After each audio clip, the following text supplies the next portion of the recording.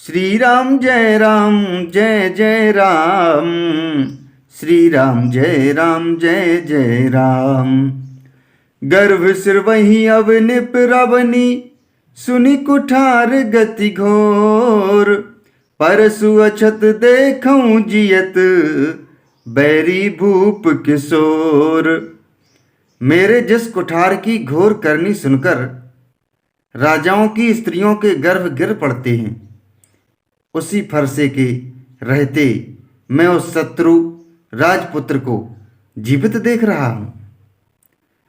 बाही नहाथु दाही रिस छाती, भाग कुठारु कुंठित नृप घाती।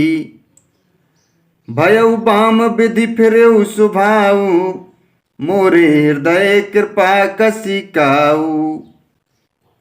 हाथ चलता नहीं, क्रोध से छाती जली जाती है। हाय, राजाओं का घातक यह कुठार भी कुंठित हो गया, विधाता विपरीत हो गया। इससे मेरा स्वभाव बदल गया, नहीं तो भला मेरे हृदय में किसी समय भी कृपा कैसी। आज दया दुख दुसह सहावा, सुनि सौमित्र बेहसी सिरुनाबा। बाऊ कृपा मूर्ति अनुकूला, बोलत बचन झरत जनु फूला। आज दया मुझे यह दुसह दुख सहा रही है। यह सुनकर लक्ष्मण जी ने मुस्कुराकर सिर नवाया और कहा, आपकी कृपा रूपी वायु भी आपकी मूर्ति के अनुकूल ही है। वचन बोलते हैं मानो फूल झड़ रहे हैं। जो पे कृपा जरहि मुनि गाता, क्रोध भये तनु राख विधाता। देखु जनक हठि बालक एहू, कीन चाहत जड़ जमपुर गेहू। हे मुनि, यदि कृपा करने से आपका शरीर जला जाता है तो क्रोध होने पर तो शरीर की रक्षा विधाता ही करेंगे।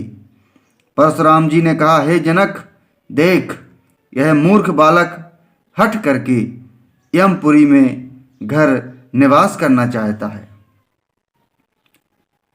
बेगी करहु किन आखिन ओटा, देखत छोट खोट नृपु ठोठा।